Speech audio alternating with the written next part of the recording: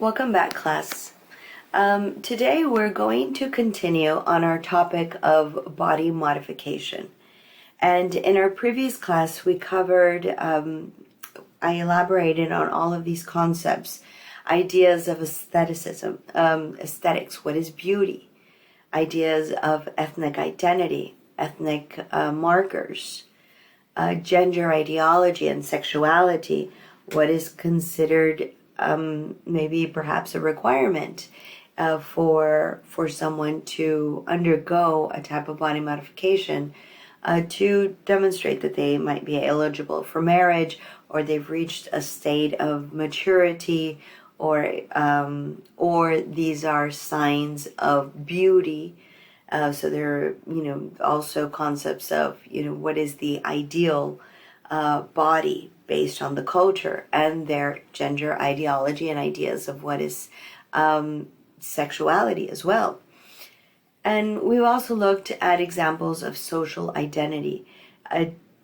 Does the body mark or body modification, is it communicating a status, a social role?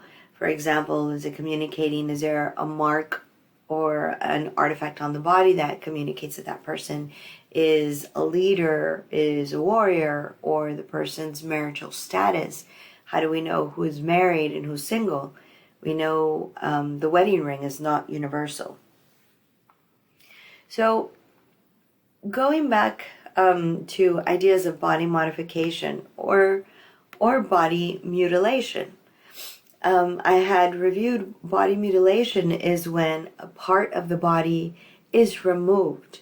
So it could be, modified in a sense, it completely modified or removed. And we saw the case of the Chinese foot binding. And we also looked at other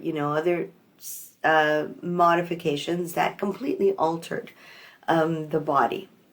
It could not be restored to its original form. And one example of how even in industrial countries, the body is still, while we have this ideology of being independent, and having autonomy over our bodies, which means that we have control of what we do with our bodies. This is our individual body, and we are the ones that govern it, not anyone else.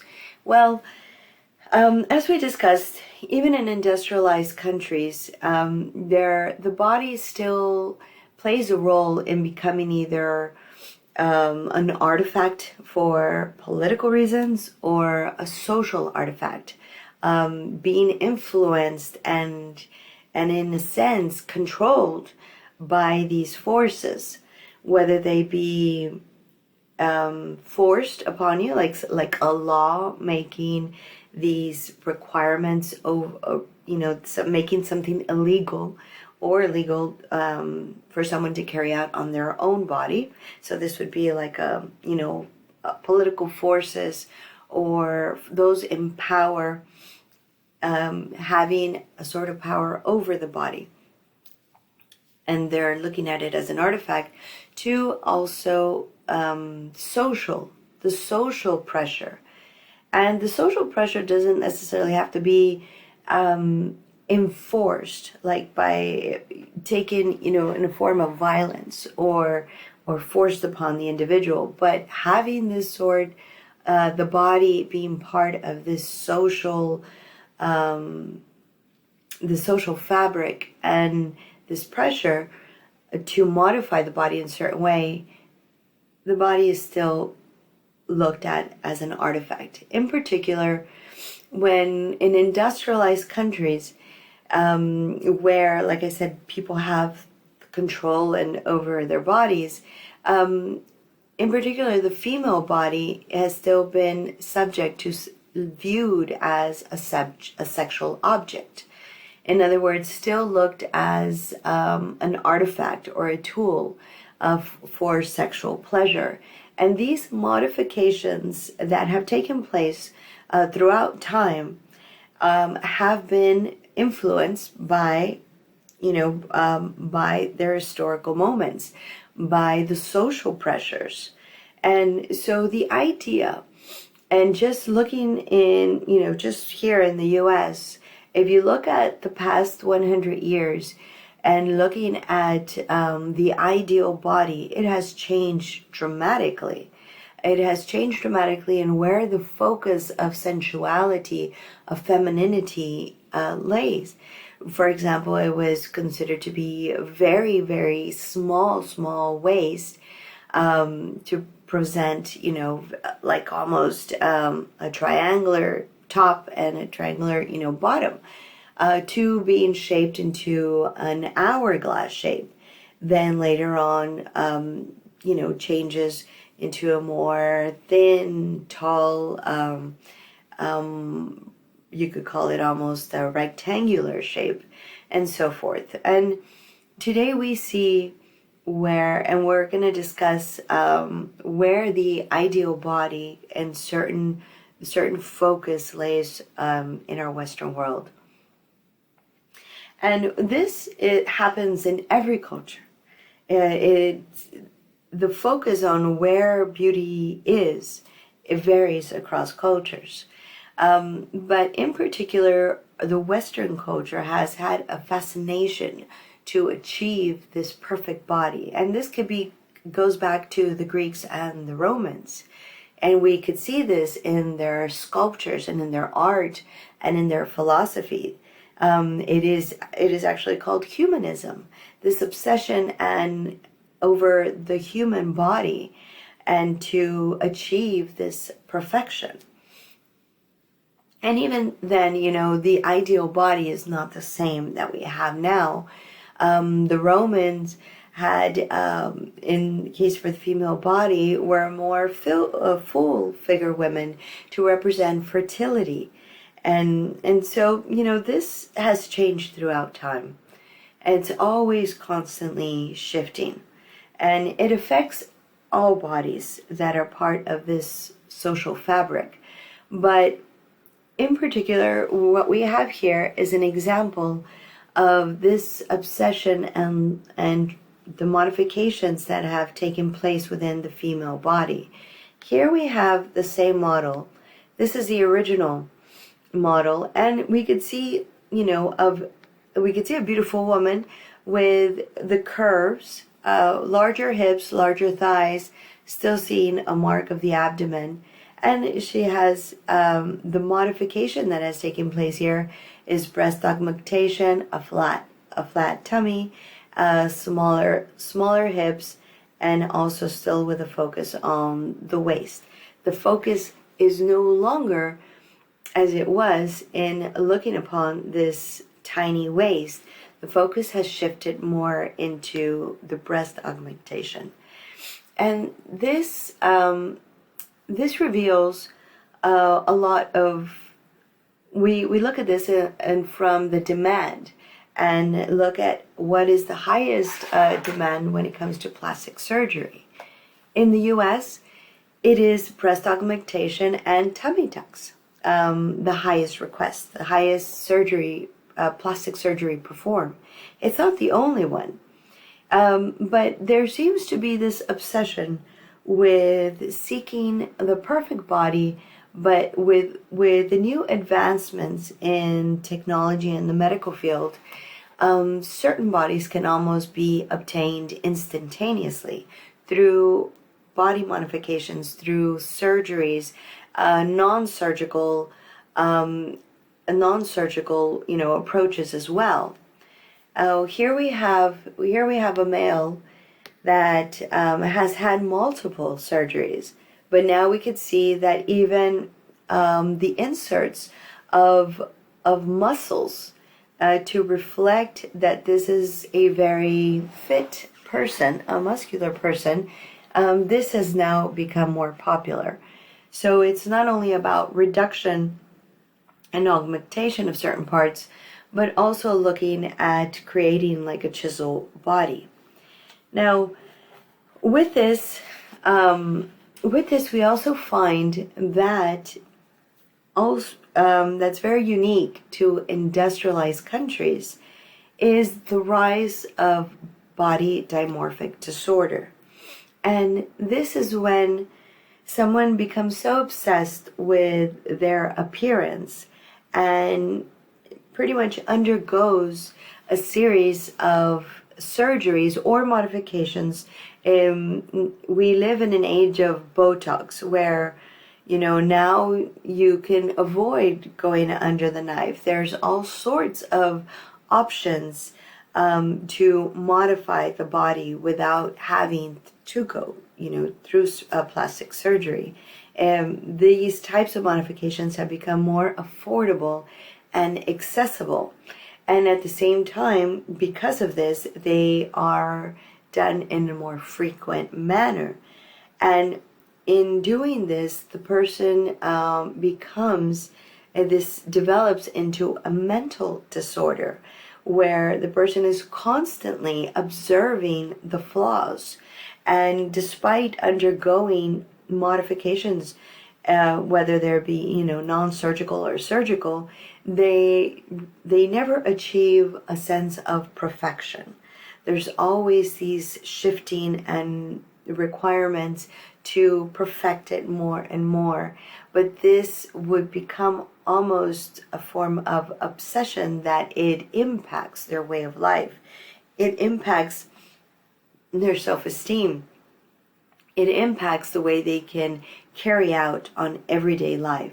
And this mental disorder is considered body dimorphic disorder. And in industrialized countries, 1 out of 50 people have this. And other examples that, for example, being anorexic or bulimic, these are diseases that we only find in industrialized countries. These are, this is where a person willingly does not eat or forces himself to vomit, and so there's this, and both of these practices begin to hurt the body physically. But they're rooted in the rise and increase of looking at the body with this obsession and looking at it and understanding that this is a body dimorphic disorder that has been on the rise. The other thing that we could see in the body modifications is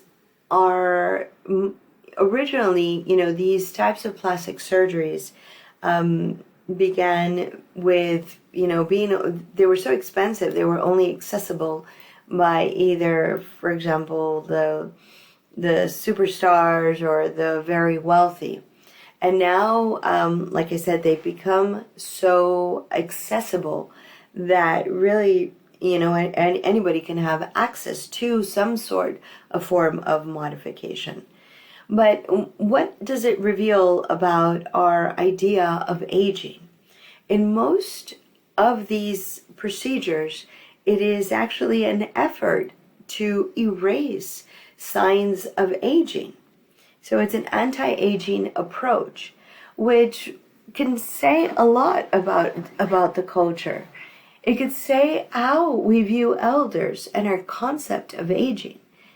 In some cultures, for example, to age is to consider, to reach a stage of recognition, to be honored, to be recognized as someone that's wise, that can contribute share the wisdom with their community members. They're looked at as a sense of strength, and they are very well respected and taken care of by the family and the community.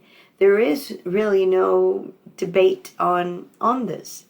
But in the Western, in particular the Western world, but in industrialized country, we see the rise of this anti-aging approach to looking at aging with a sense of fear, to look at it with a sense of, looking at the body as becoming weak and showing signs of illness, and therefore perhaps not being able to contribute anymore to society, and therefore, in a sense, kind of ostracized if the person begins to start demonstrating, their age. So we value more, we give the focus on, we give the focus more on this anti-aging presentation of the body. And there's always new methods coming out to do this. Okay? So, again, the focus of where beauty lays varies across the world. And some examples are, for example, what we call ethnic plastic surgeries. These are surgeries that, body modifications, surgeries that are done to actually erase ethnic markers, erase perhaps your ethnicity, heritage, lineage. In Mexico, for example, it is very common to hear someone that's going to turn 15 before their coming of age ceremony that is practiced, the quinceañera, that young girls ask for a rhinoplasty, which is a nose surgery. They like to try to have like the button small nose. As growing up in this community, many of my family members and friends sought out this type of surgery, and it was very noticeable. But in recent years, there has come a specialization called ethnosurgeons, and these are surgeons that are responding to this demand in modifying the body, in modifying these ethnic markers that we may have, whether it lays somewhere on our face, our nose, our cheekbones, or our eyes. And they try to do this as subtle as possible without completely modifying, in this case, the face, to where that person is no longer recognized as part of this ethnic group. In particular, rhinoplasty is in high demand in Iran. And while, Iran is a topic of conversation in our present day, for this looking at the woman's body as a political artifact as well, in this debate on headscarf that we'll cover in our next class. Iran has the highest demand for rhinoplasty. In other words, they seek to many times make the nose smaller and get rid of any arches in the nose to try to create a more narrow and as well pointier nose. And these ethnic surgeons have responded to this need by conducting these surgeries, but without completely erasing this ethnic marker. So in other words, in Iran, there are seven times more likely than in the U.S. To request this type of surgery. But when we look at a global survey of across the globe, what countries perform the most plastic surgeries, the number one is the U.S. The U.S. still ranks number one for the most performed surgeries. And the demand here, like I mentioned, is breast augmentation and tummy tucks are the two most highly requested surgeries. In other countries, yet Iran has the highest demand of rhinoplasty surgery. Even in comparison, they're more likely to ask for it 7 times more than it's found here in the U.S. But when we look at the global survey and we look at the percentage per population, we find that South Korea has the highest per capita. In other words, the highest percentage of the population, based on their population, has undergoes plastic surgery. And plastic surgery starts at a very young age. So in other words, an example of, per population percentage, 20 people out of 1,000 people in South Korea will get plastic surgery. In comparison, while the U.S., we perform the most plastic surgeries, but yet here, based on our population, 13 out of 1,000 will get plastic surgery. So South Korea has drawn a global attention for this demand and for this demand in modifying the body and undergoing the knife. And most of the cases, I've looked at articles and they say, well, this came about, this competitive job market. This was pre-COVID. In cities like Seoul, where they have the 6th highest population density on the planet, the way people would be able to compete was by sending in resumes with their profile, with their photograph. And this would be one of the first kind of taken into account, to go on into the next step in the interviews. However, most of the demand and modifications that are demanded here are really, it comes with the rise of K-pop. And these young groups that have become world renowned have developed a type of aesthetics, and that has impacted their society.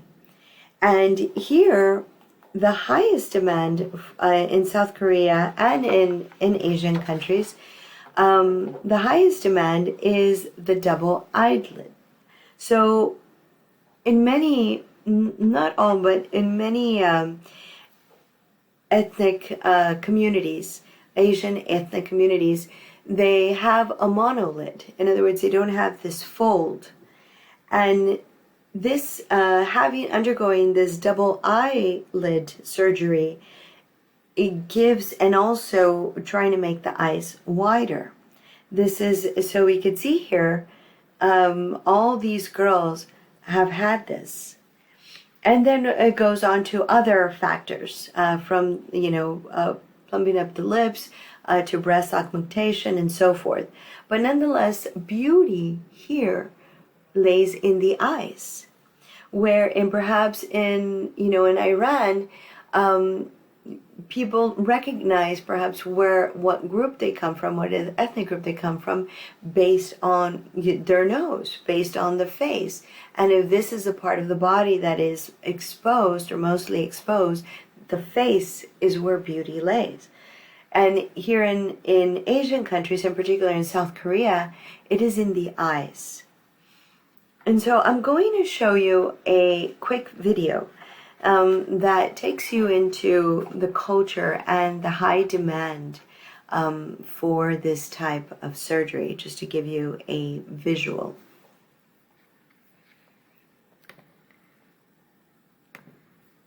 And interestingly, from COVID, these plastic surgeries and modifications actually increased, because people had this shift from working from home And after, these type of elective surgeries were available, many people were able to take this time and break, to modify completely their bodies by surgeries. They didn't have to be in a location at work. They were able to have this ability to stay home and rest, or not be in front of the screen during work hours or meetings. And then we see the recent rise of social media. And now, like I said before, people were always trying to imitate either the elite or the celebrities of the culture. And today, many of the celebrities of the culture are not necessarily Hollywood or rock stars that we see, in mass media, but we see many a shift in idolizing, for example, YouTubers, people on TikTok. People became more obsessed and interested in their looks and how they would present it on screen and so forth. So here we go. So in these industrialized countries, and also the rise of social media has influenced a lot why younger these modifications are emerging more into the younger populations, where it originally was kind of focused on anti-aging. It's still very anti-aging, but it is now widely found among very young people. It's -3 degrees in Seoul, and fans have been waiting for hours to see the idols. Excuse me. The falling mercury doesn't seem to concern the who's who of Korea's pop music world. They arrive for another awards ceremony and cream for the cameras. You think K-pop stars are popular and beautiful. Their dancing is perfect. Their face different. Big eyes.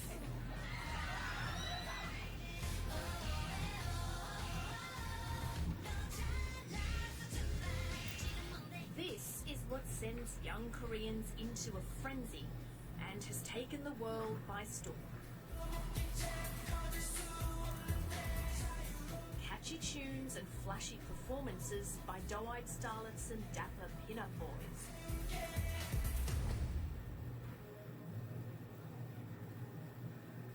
They rarely speak publicly about their penchant for plastic, but cosmetic surgery among K-pop stars is so rampant, it's parodied.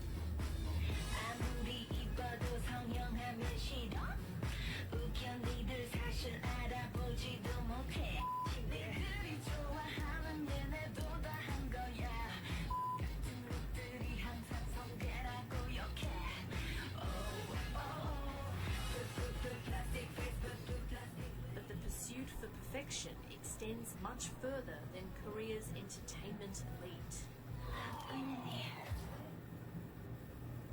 이제 수술하고 나면 예뻐질 거라고 생각하니까 그것도 또 기대가 되고 더 빨리 수술을 하고 싶어요. Wayne has just finished high school, and her mother has given her a graduation gift: eye surgery. 빨리 잘 돼서 더 예쁜 모습으로 생활도 즐기고. 자기가 생각할 때는 나는 못생겼어? 우리가 볼 때는 아니지만 본인 스스로 봐. 나는 이 얼굴은 안 돼. 이렇게 돼버린 거야. K-팝에 나오는 애들이 다 예쁘니까. 어마어마하게 이만 같고 예쁘고 막 이러다 보니 저기에 비해서는 내가 떨어진다라고 생각을 하는 거죠. Wayne will be going to university with new friends and new opportunities. 인간에서 많은 사람을 만나기 때문에 본인이 자신감을 갖고 있다면 수술을 시켜도 괜찮지 않을까. Wayne is about to undergo what's called double eyelid surgery. Her surgeon, Dr. Ri Se-wan, will create a second eyelid to make her eyes look bigger.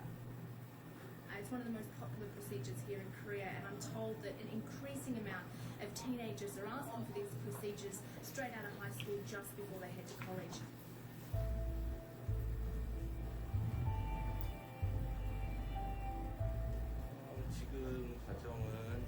지금 과정은 원래 본인이 이제 쌍꺼풀을 만들 자리에다가 구멍을 뚫어가지고 The whole procedure's over in 40 minutes.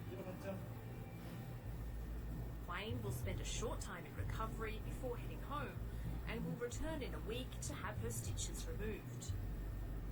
K-pop 스타들도 그렇고 많은 연예인분들이 그러니까 예전의 졸업 사진과 지금 현재의 모습을 비교를 해보면은 훨씬 더 예뻐진 거를 보면 본인들이 그렇게 닮고 싶다는 생각을 할 수밖에 없거든요. 그런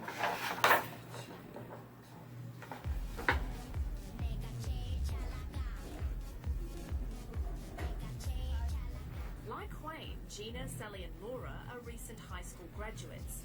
They've agreed to meet me to talk about image and plastic surgery. I don't think any celebrity has not retouched a single part of their face.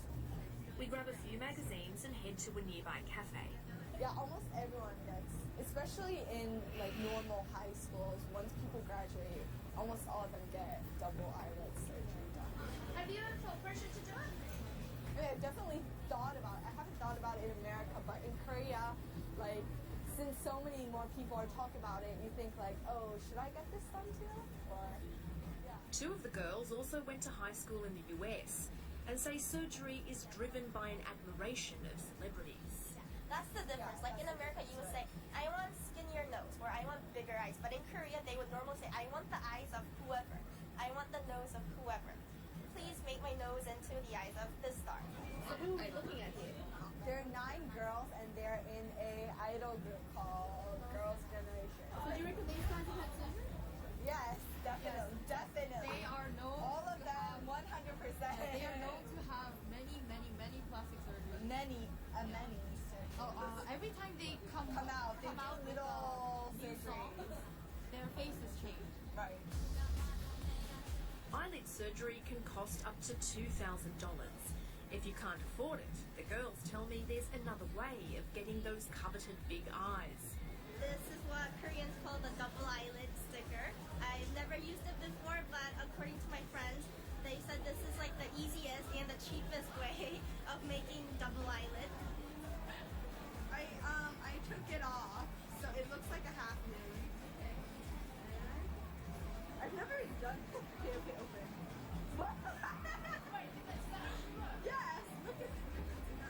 Really?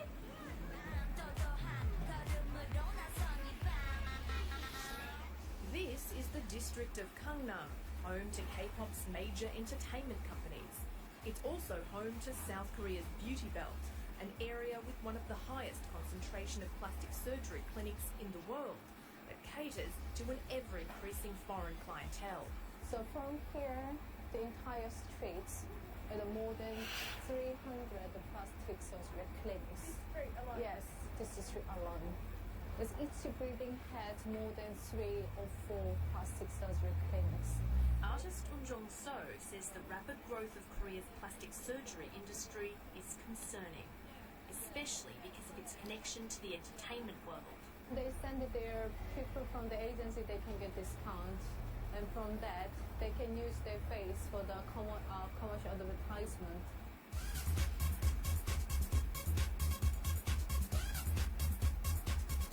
Even the subway has become a billboard for cosmetic surgery. They change their facial shape, they cut down their cheekbones and the eyes, and then they make big eyes like front and back, and then they put some fat underneath, and they did nose job, and then they implant hair. Eun-jong knows these passageways well. They inspired her to create an art installation on what she calls Korea's obsession with beauty. They choose 1 or 2 types of very beautiful women's ideal face, and every woman make turn into exactly the same. This futuristic plasma lighter is the perfect gadget for any outdoor lover. This new military grade light.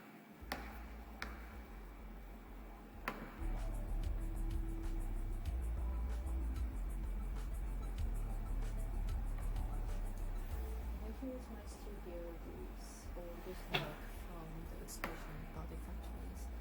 And every work in here is basically comes down to the people kind of lose their identity. That's why they just treat their body as a product, and they just lose the meaning of who they are. Do you feel like that's happening as a society here? Yes. Because I've heard it being described as a plastic surgery obsession. Yeah. Do you think Korea is obsessed with plastic surgery? I think it's not obsessed with pastels. I think they're obsessed with how they look. We're just heading outside Seoul City to meet a man who's had several procedures done to his face, on his jaw, his nose, his eyes. Now, while it's true that more women get plastic surgery here in South Korea, it's by no means exclusive to women. A growing number of men are also getting surgical procedures. 이거 그때 우리 사업도 있잖아. 여기만 자르면서 좀 이쁠 것 같아. 인간은. At just 21, Kwan Kim has had 17 procedures so far. 패스 아니면 패스야? 패스이죠. 되게 하나, 턱, 반대, 턱, And that's not counting Botox injections and fillers. You don't want to show us these pictures. You're not, you're white. Why don't you want to? 그거 쉐인인가? This is what Kwan looked like before he began to reshape his appearance. 저 외모에 컴플렉스가 엄청 심했었어요. 제가 이제 제일 중요한 거는 사람들 만날 때 항상 저는 이제 마스크를 쓴다든지 말을 할 때 입을 가리면서 얘기하거나. Kwan has spent $30,000 on cosmetic surgery. And his friends want surgery too. 코하지, 광대하지, 턱하지, 또 뭐 해야겠다고? 보톡스. 이빨 고정하고 윤곽 부분도 조금 Night falls and the city streets come alive.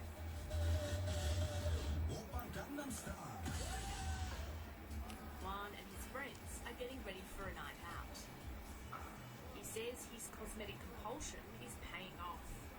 그런데 지금 같은 경우는 이제 외모의 자신감이 막 상승해서 막 사람들도 막 만나고 막 보다가 막 이렇게 사귈 수도 있고 그런 게 지금 소셜을 했으니까 가능한 것 같아요. 지금 솔직히.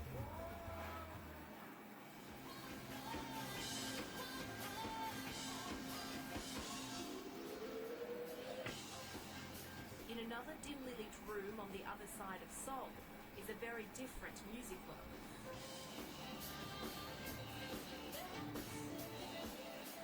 Playing tonight is an indie band called Love Exterior. Its frontwoman, Annie, has invited me to watch them perform. She spent years in the pop industry, signed to a mainstream entertainment company as a solo artist. In order to make it big, she was told to change her sound and her face. They liked my voice, but they didn't like my appearances. Yeah. So they wanted me to, have plastic surgery here and there. Like nose, my eyes. They occasionally talked about my teeth a lot. Yeah, because I have a rabbit teeth. So why did you decide against it? Because I like my face.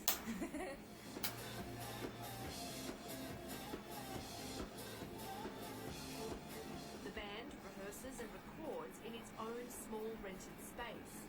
Each member has a second job to support themselves. A small price to pay, says Annie, for creative freedom. Some of the criticisms of K-pop have been that it's a very manufactured industry. Yeah, absolutely. It is.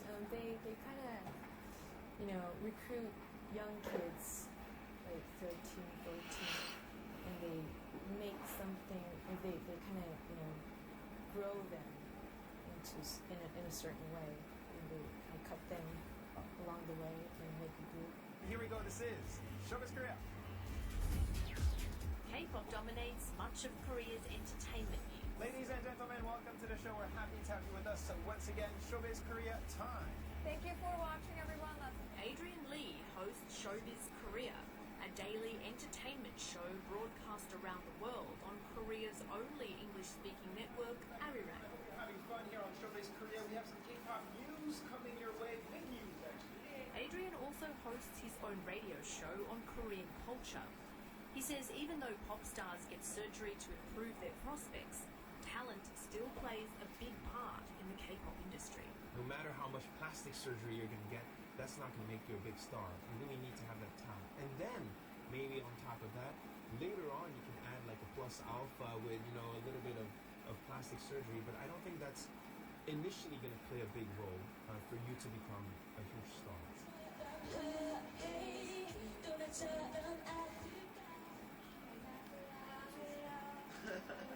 As he shows me around the network, we meet a group hoping to become the next big thing. Just bumped into a group, so they're coming in to record a show here at Arirang. So you can see there the visuals, no? You mentioned stuff about the visuals, the looks. Yeah. You can have a look. This is a new group. Can you introduce yourself? 소개 부탁드립니다. 하나, 둘, 셋.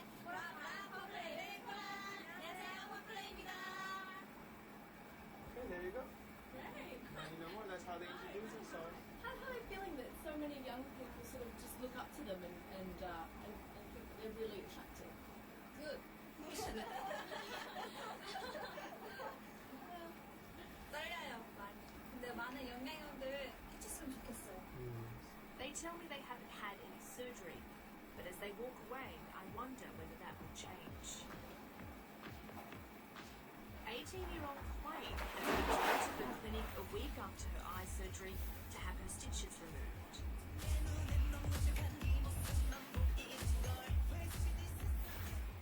Her eyelids are still swollen, but she's very positive about the result.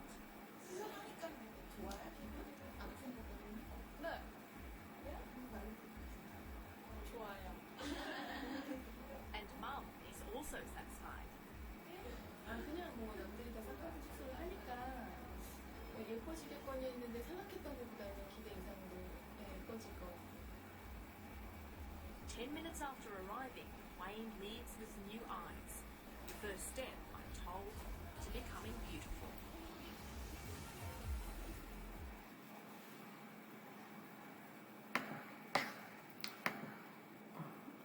Hold on, I don't think I stopped. Here we go. So there you have a visual, and so you see the influence. In this case, it's K-pop. Now, K-pop has also had an influence in the West. It is something that's become very popular here, and you know, kind of an exchange.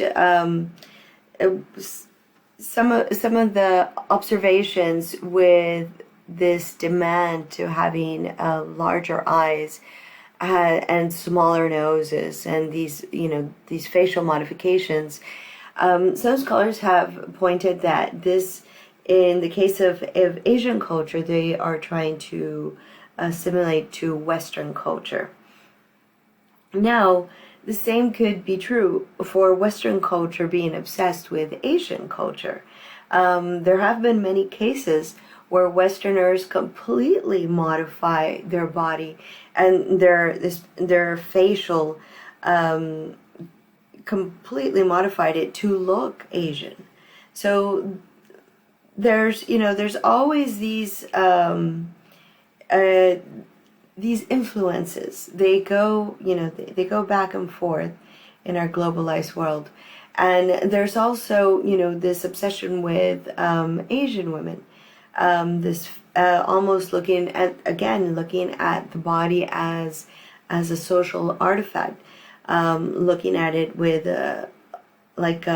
sexual objectification, and we do see this role play among Westerners dressing Asian or trying to look or act Asian to play this, fill in this ideology. This concept that permeates the world. The other thing that body modifications and this high demand for surgeries across the globe has given rise to is medical tourism.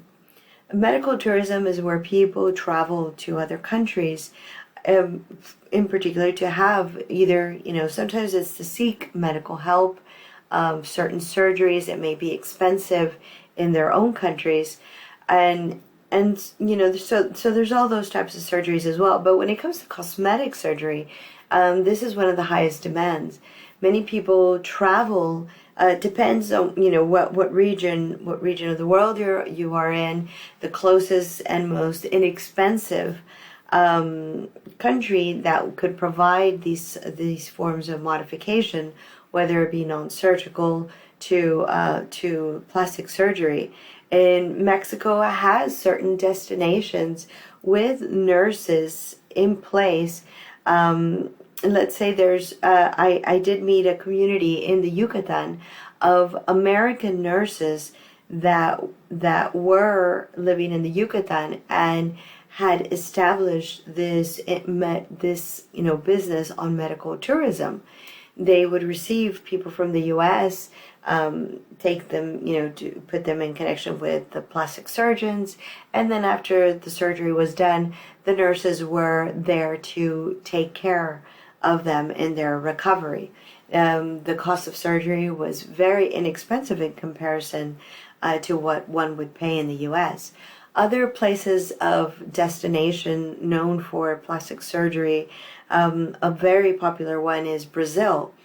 Brazil comes actually in second place to where most plastic surgeries are conducted. And this is not only based on their population, but due to medical tourism. Other countries like Dubai or in India. So around in Seoul, in this case, Korea, there, as she mentioned, there's streets like Los Angeles where all you see is lines and lines of businesses devoted to plastic surgery. So again, we see the rise of medical tourism based on this demand for modifications. And obviously influenced by pop culture, by celebrities, by those in power, by nobility, and so forth. As I mentioned, social media has had a big influence on younger generation having body image disorders, and this obsession and this kind of when the person becomes kind of addicted to surgery and is constantly, seeking out to have multiple surgery, there's a very high risk of something going wrong. And you've seen these shows on Blotch, and these are where these people have undergone some sort of mistake or malpractice, or in other cases they've just done it too much that they've completely deformed their bone structure or their body. Okay, all right, so think about what it represents and why people do this. Let's go to our next slide. Okay, so body art in a form of tattoo. Tattoo is one of the most ancient forms of body art. It was, it was meant to communicate to others where, kinship, obviously who your family was, what group, what boundaries, ethnic boundaries you belong to. It was assigned to distinguish if people were perhaps allies or enemies, and what ranks they had. Were they leaders? Were they the elite? Were they the king, the warriors, etc.? So we've seen these forms of ancient body modification to be able to communicate this. We saw the Mayas, the way they would modify the shape of their head to demonstrate that they were elite, and then it demonstrated that they were this lineage, this kinship group from a certain area. Body art, body tattoos, archaeologists have dated all the way back to ancient Egypt, anywhere from 4,000 to 5,000 years ago. there we see on their murals that they did practice practice tattooing. And the word tattoo is a general term that we borrow. We borrow it from the Polynesian term called tattoo, which means to mark or to puncture the skin, and tatua means to strike. Because the many traditional tattoos that are still practiced today are done in this manner. They're not done with this electric needle and how we find them in most common in tattoo shops. These are the way traditional tattoos are done, with this sharp object, and then being hand tapped. This is a very renowned symbol from the Iban tribes in Borneo. These tribes have now become very popular and renowned from these particular tribes. These were called the headhunters. They don't practice headhunting anymore, but the Iban tribe, of Borneo, would practice headhunting, and the tattoos, every tattoo that they wear on their body has a very important significance, the very important symbolism to their ethnic group. For example, the flower, this is a sign of kingship, that you belong to a certain group. And the petals represent patience and wisdom, as they have to be very patient and endure this process. This is a very painful process. The ancient tattoos and traditional tattoos do not use color in their work. And here we have the spiral, which represents the lifeline. But the Iban had many different tattoos. One of them was on the back of their neck, and it had protective powers. There was a form of protection that another enemy tribe would not cut off their head. And when they would go meet with an invader in their territory, or someone they would consider a threat, these headhunters, these defenders, these warriors, that they would cut off their heads and bring back the heads to the tribe, and it was a form of celebration, and they would keep the heads, and only the elders, and they would be able to get close to it, as having the head of an enemy and storing it and having it on display was not only a sign of, like achievement, kind of what we would see as a medal for these war heroes, but it was also seen to have power, spiritual power. And as they had a source of energy to possessing these heads that they would collect in battles, and those to distinguish who had carried out this act and was revered, there was a certain tattoo marking that they would make on them, and it was on the fingers. It was kind of just like a stripe on the fingers, almost looks like a ring. And so not everyone would have this. It was only those that had undergone this, this act of headhunting. But today we still find the mark of the eggplant flower among the Iban. And like I said, this group has become very popular, and for their still practicing traditional tattoos. And many tourists travel either to Polynesia or Malaysia or any of these places where they still practice these forms of traditional tattoos to undergo this. However, I do want to point out, if you ever seek out any type of tattoo from, Polynesia, Malaysia, or any culture, look into the meaning and what it represents. In this case, this flower, while it is the most renowned tattoo to identify the Iban, this, like I said, it represents kinship. And so in many cases, if someone would try to copy this flower, and this is where cultural appropriation comes in, as the Iban would see it as disrespectful, because they see this as something sacred. It is something that marks their lineage. So think about perhaps someone from another country that's not even from the region or has any ancestry tied to them, placing this tattoo on their body, how it would be viewed. And the same goes for other cultures. Let me go back. Today, tattooing has, in our industrialized or Western world, the meaning of tattoo has drastically changed.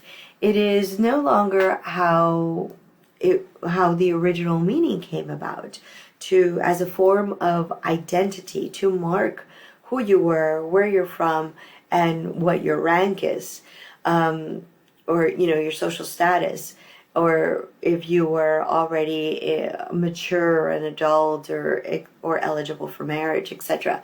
And this is aside from looking at it from the aesthetics, from looking at it from something beautiful. So in our Western or industrialized countries, where people claim autonomy, the right over their body to do with their body as they wish, tattoo has changed drastically. It no longer holds those meanings. It holds more meanings of the individual expressions. The body is looked as the canvas, like an artistic expression of that individual. And therefore we see a variety of artwork on the body. And in some cases, recent studies have found them to be very therapeutic, where perhaps as the body has undergone some type of surgery or scarification based on surgery, such as women with breast cancer that choose not to have reconstructive surgery, and they're left with these scars. Many women have opted to decorate this part of the body or other parts of the body that have undergone surgery or have marks, and to reconstruct this by using art. And therefore, these scars that may represent a period of their life and this transition, therefore, they're entering a stage of liminality. This new artwork on it transforms this experience into something beautiful. And you'll find this growing more and more, the trend growing more and more. So there are other parts of the world where tattoos are still viewed as kind of a taboo. They're not viewed as perhaps socially so acceptable as we view them here in the West, and this has to do with their history. So tattoo among in Japan, it was not something very renowned or practiced, but we do know that in northern Japan and in northern Japan, among the Ainu women, it was them that had the most elaborate tattoos that were found in history through this region. So they were the Ainu were aboriginals of this area. So their origins is still, perhaps their original ancestors are still not known, but we do know from scholars that they would begin to tattoo young girls as young as the age of 6, and these tattoos were continuous. They were they were done as markings, as in marking the girl's stage in life, and they were considered to be something very beautiful and represent femininity. And it was until the girl would marry, be eligible for marriage, that they would stop tattooing them. This marking on the face is the smile. This marking on the face, it was considered as a form of aesthetics, of beauty. It represented also as well protection from disease and misfortune. But it was looked at something beautiful that represented something feminine, and the smile. So these, I keep pressing this. So these were the most elaborate tattoos found. Some other records of tattoos were marking women shamans, and the marking would be on their hands as well. It was until the 1700s that tattoos began to have this negative view among Japanese culture. This effort to distinguish who was a criminal and what crime they had committed began to take place. So in the 1700s, they began to mark criminals with, depending on what they did, they would mark them on their face or on their arm, so society could recognize what they have done, and in many cases, how many times they had committed this crime. So for every strike, every marking represents how often they had been found guilty of a crime. And this is where this notion of associating tattoos with criminality emerges in Japan. And in this effort to focus and only mark criminals with body marks, with tattoos, in 1871, they began to implement campaigns to make it illegal for even Aboriginal women that have been practicing this for way longer, to stop this form of tattoo. And it was a form of ethnic identity. It was a form of gender ideology, ideas of beauty, and also marking that the girl has matured and so forth. So they made this illegal throughout Japan. And this is why we find this stigma still very much. If you travel to Japan, there are public spaces, beaches, bathhouses, anywhere where the body is exposed, they have signs that no tattoos are allowed. And this is also due, coming back, looking at this history, having tattoos to mark criminality. This is why we find them among the Yakuza. The Yakuza are the Japanese mafia. And the Yakuza, if you see here, they will tattoo their whole body, but yet when they dress, it is concealed.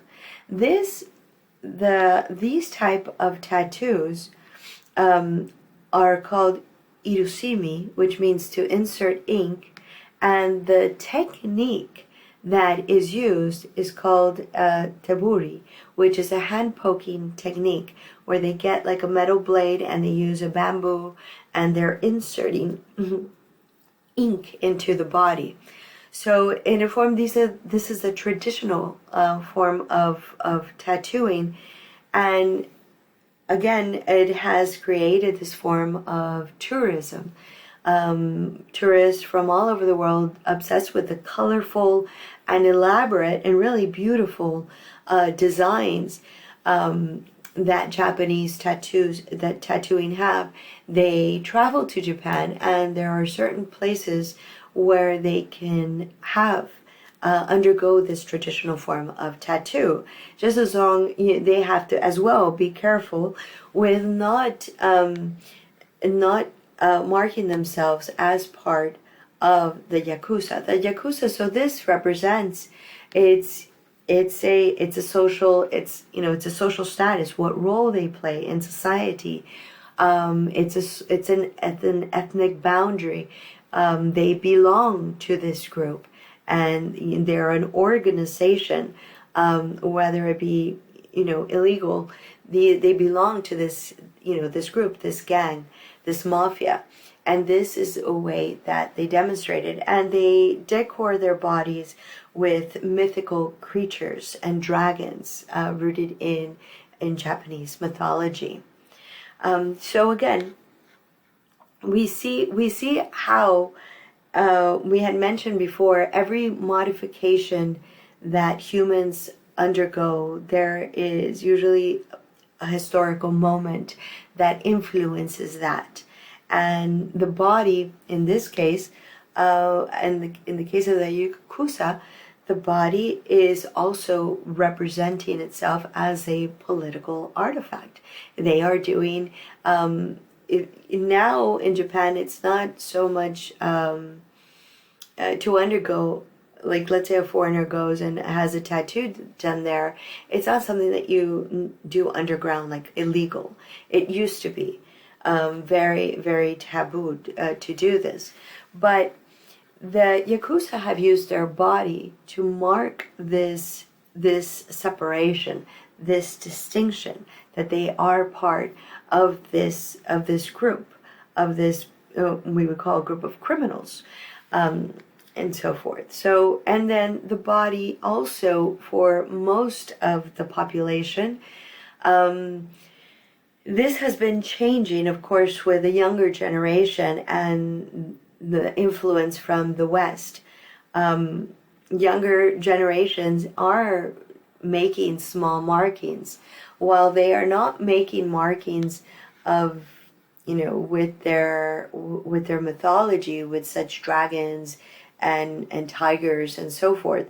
They have adopted more Western forms of tattoos, yet they're not so publicly still displayed. In most cases, they just may ask to cover the tattoo with a band-aid or with clothing. And this is slowly changing. This negative view and completely almost discriminated based on the body art that you are displaying is slowly shifting. And there are places that will now be more flexible to it, taking into account tourism and from all over the world. Okay? All right, so we'll end up with scarification. Just like tattoos, were a very ancient part of human history on how they mark their body for identification. So is scarification. Scarification is cutting the skin to leave scars, and these scars mark the same thing: ethnicity, kinship, status, ethnic boundaries, to know what group you belong to. And we find this in ancient societies, and we still find it today, still practiced among many people. In Papua New Guinea, we're going to look at an example of the Sepik region and the Sepik culture, and how they mark their body, marking this. You see this man right here that has this scarification all on his back. This is a mark of the crocodile. And for this region, they remember how we talked about how sometimes the symbols that we wear have our origin stories, our the story of creation, of where we came from. In the case of the Mayas, their scholars have noted that perhaps they modified their cranial in along to represent the corn god, because that's where where humans originated from. They originated from corn. Well, in this region, they associate their origin stories with the crocodile. And so therefore, these are the markings of the crocodile skin. And you'll be able to distinguish them, just as we can distinguish the Iban based on the eggplant tattoo, that we can see that this is what region and what kinship they're from. The same we could see here. So these are markings. It also represents a rite of passage that the male has undergone, is now considered to be an adult. And this could be done in not necessarily in a certain age, but to undergo this marking represents that they are an adult. Body branding on this other side that we see here. Oh, sorry about that. I keep doing that. Body branding. This was also a form of an ancient practice. Sorry, I won't touch it anymore. This was practiced as well in different regions. In Africa, for example, they represented the same thing, ethnicity, rank, ethnic boundaries, and also origins, and so forth. However, it was with slavery that this meaning of branding the body changed. With the rise of slavery, then the slave owners would mark the people with their brand, with their symbol, very similar to the way ranchers mark their cattle. And it was a mark to reclaim that this property belonged to them. And after what has taken place now in our modern society, many African Americans have found and recreated, have reclaimed this body branding as their own, because it was, like I said, it was markings of ethnicity and rank and social and perhaps had religious ideologies as well as gender ideologies. So what is being done today is that people create their own design, just as someone would create their own tattoos and their own design what to place on their body.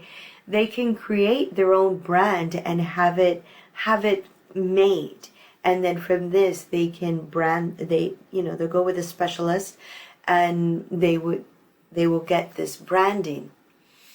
We're going to look at two examples today. We're going to look at the Sepik region, and then we're going to look at a Western practice of scarification.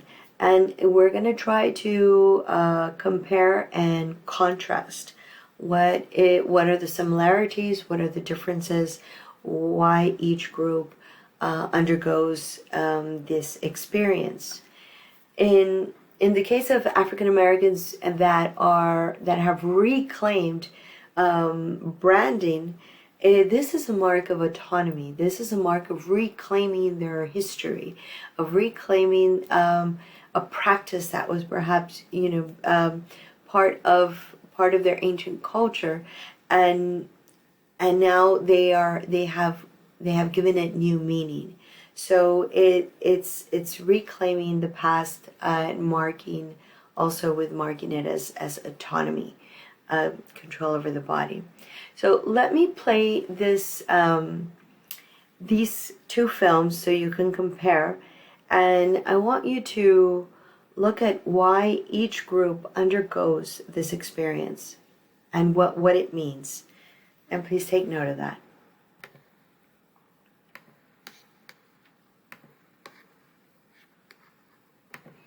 Okay. Sepik River in Papua New Guinea, a group of initiates is about to enter the final stage of a long and arduous ritual. For 6 weeks, they've been locked away in the hut known as the Spirit House. They range in age from 11 years old to more than 30. There is no set age for the rite, but no one can have full status as a man until he's done it. So they've been separated from hardest society. part is still to come. The initiates will be scarred with the mark of the crocodile.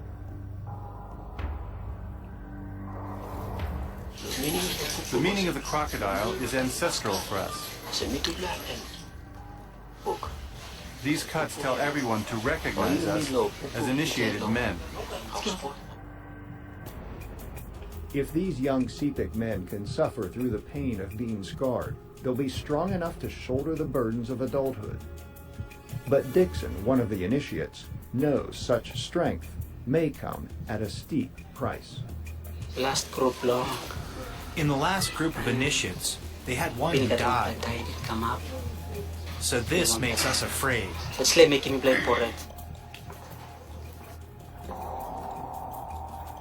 It is the morning of the ritual. Inside the Spirit House, the harrowing cutting is about to begin. The initiates' uncles hold them down as tribal cutters wield the razors.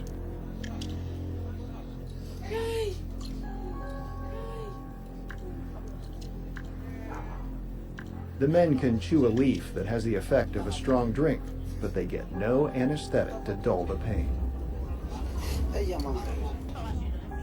The cutters work diligently, making slash after slash in the initiate's tender skin. The men's bodies are racked with pain through the long, excruciating day. Fidelis fights against the agonizing pain.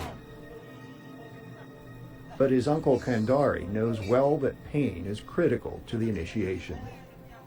In order to become a man, he must experience pain, for he'll remember it later on, and he'll be able to endure whatever troubles he faces in the future. Finally, the cutting is over. Physically and emotionally exhausted, the initiates are carried inside to recover. They have their hundreds of wounds treated, but the touch of a feather is all their throbbing, aching bodies can bear. The cutting may be finished, but they're not out of danger yet. For Westerners, the biggest concern would be infection, but the Sepiks actually encourage a controlled infection. Smoke irritates the raw wounds, while clay and tree oil limit the inflammation. In the days ahead, this process will turn these cuts into the highly prized marks of the crocodile. For the next 2 weeks, the men go through the same routine.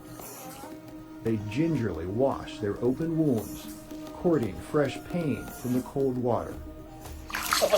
If I didn't wash these cuts, they wouldn't come up the way I want. It's a process where we have to keep doing this for a week or so.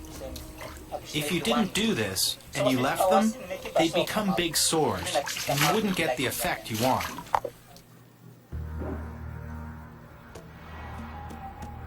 Finally, the initiates are paraded outside, presented as survivors and true men, ready to assume their new roles as leaders.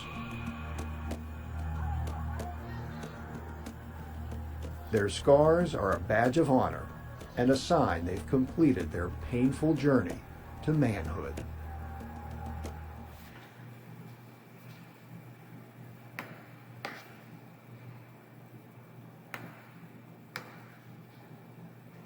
Alright, so we saw one video and we could see it's a rites of passage.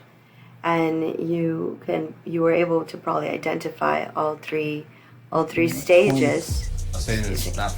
And now we're going to see a practice of scarification in the Western world, and I want you to, obviously compare, find the similarities, but find the contrast. Why does each group undergo this experience? What are they seeking? First cut goes in, I'm not stopping. Scarification is seen as something abhorrent. He might be a heavy bleeder, in which case you just make a little nick and he goes. I'm here to hold his hand. Oh, yes.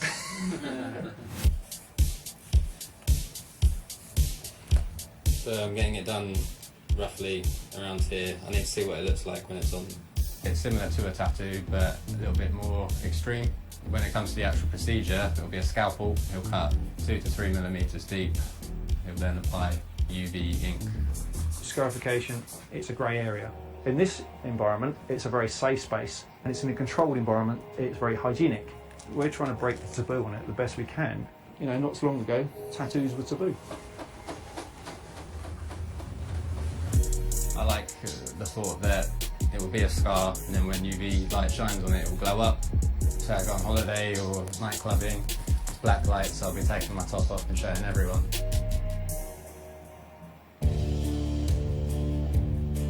The worst would be 2D or infection, or the keloid scar might appear a bit bigger than I expected. I will feel pain, there's no going about that. I guess it's like nervous anticipation, Hey, how you doing? Nice to meet you. Good to meet you as well, mate. Welcome to our studio. Thank you.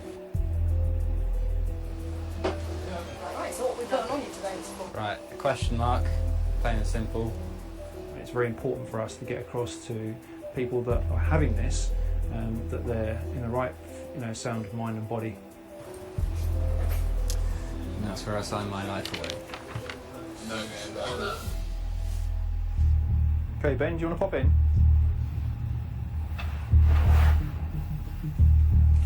That's it.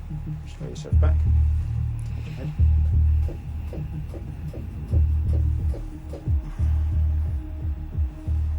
Okay. You ready? Are you ready?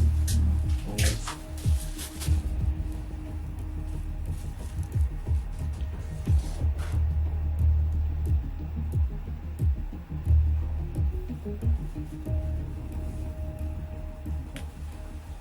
A little breath in, like tiny breath. Ready?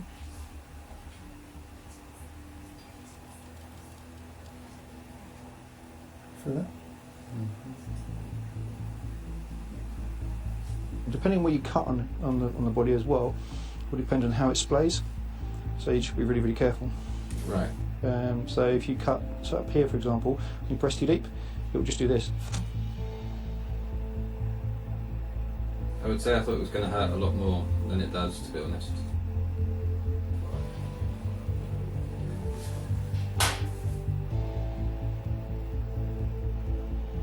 You want to see it?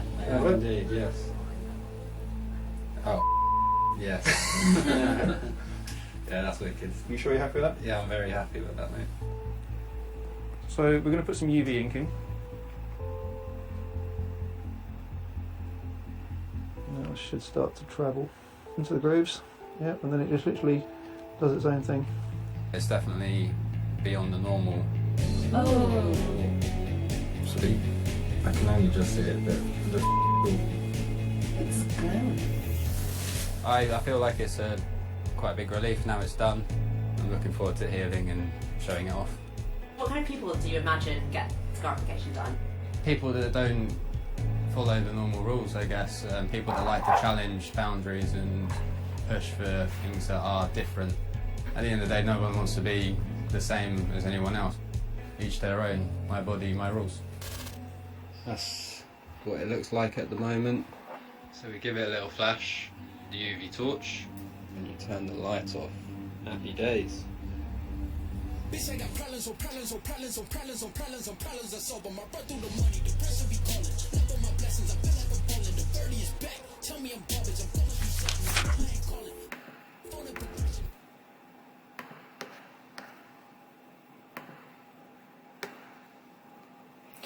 So there you have now modern culture going back and actually carrying out an act on body modification that is very ancient in many parts of the world, and it has different meanings.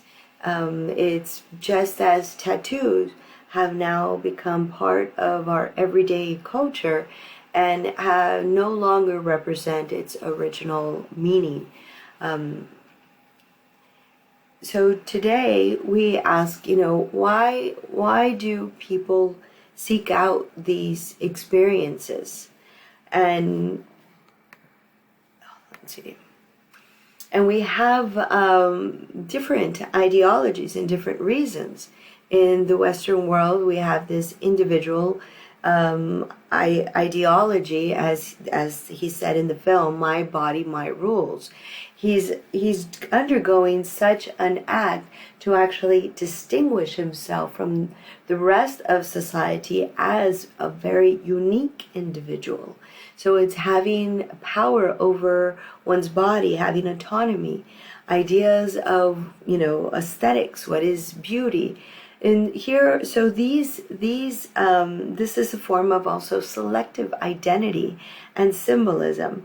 The symbols that are being placed on the body are selective. Do they belong, for example, do they represent kingship? Or do they represent marking a rank? Let's say, what do they communicate to people? And these are selective symbols, selective forms of identity.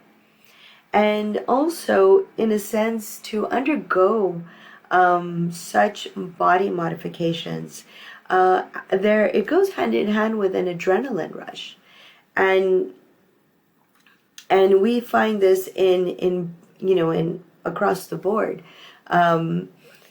While in Papua New Guinea, this is a rites of passage. It is a mark. This is a marker of social status to claim that the person is now a man. So it's not necessarily based on age or based, on undergoing puberty or so forth. It is a mark that when the person can undergo this type of scarification, they are now to be reintegrated into society and recognized as they have achieved manhood. It is also an ethnic mark. What region you belong to, what belief system. This represents the story of, where they originated from.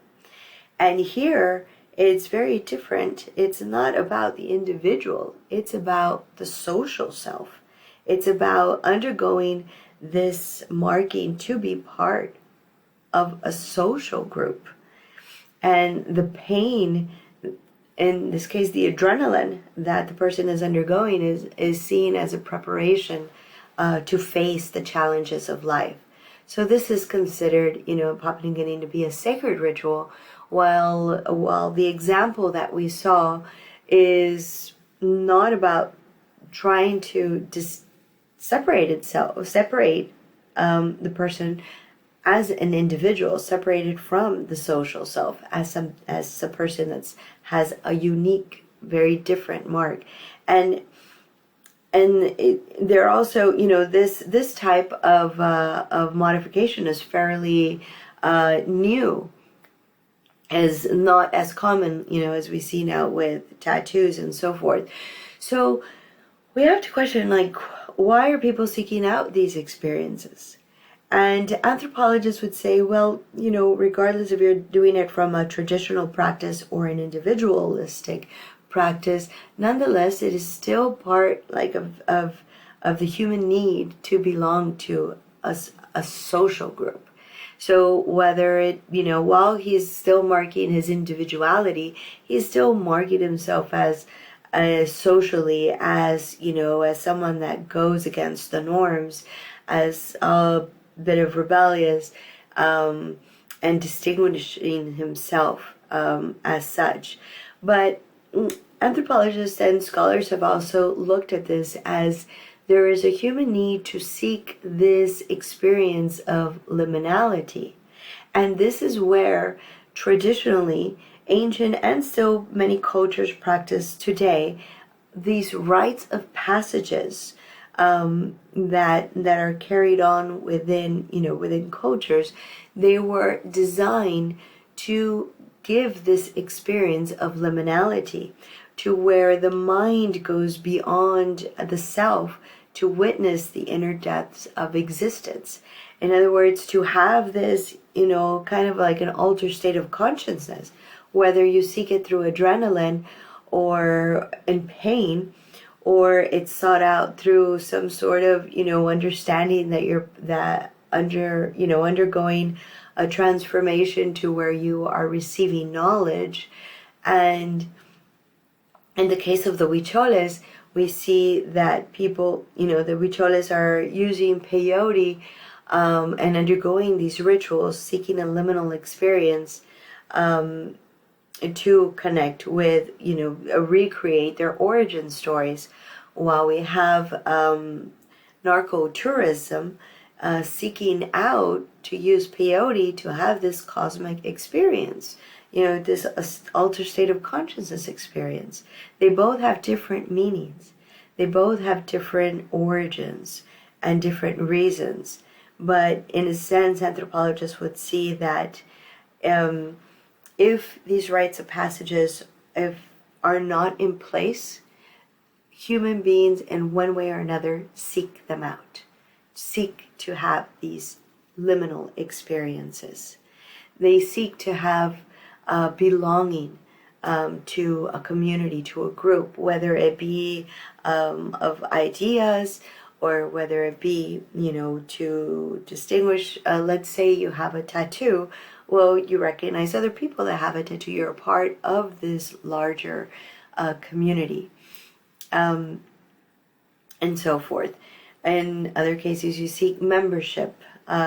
See, even like I mentioned, even if he's trying to make himself as unique as possible, they're still part of a social group that goes against the norms of society, and so forth.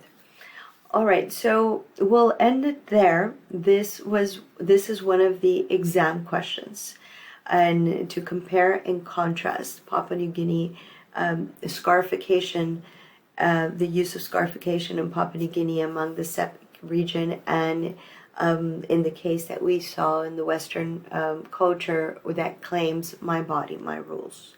All right, if you have any questions, please email me. Thank you.